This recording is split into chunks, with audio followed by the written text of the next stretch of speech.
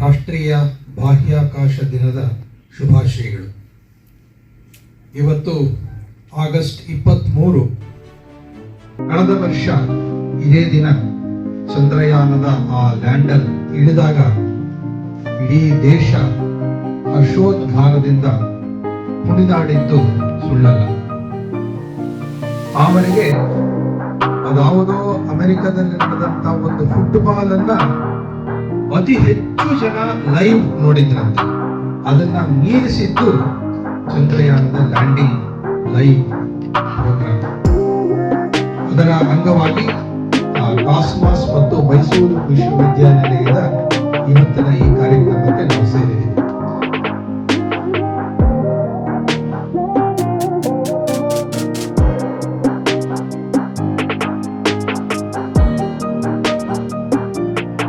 ಹೋದ ವರ್ಷ ನಾವು ಈ ಚಂದ್ರಯಾನದ ಚಂದ್ರನ ಬಗ್ಗೆ ವಿಡಿಯೋವನ್ನು ಮಾಡಬೇಕು ಅಂತ ಅಂದ್ಬಿಟ್ಟು ಒಂದು ಸ್ಪರ್ಧೆಯನ್ನು ಏರ್ಪಡಿಸಿದ್ವಿ ಹೈಸ್ಕೂಲ್ ಅಲ್ಲಿ.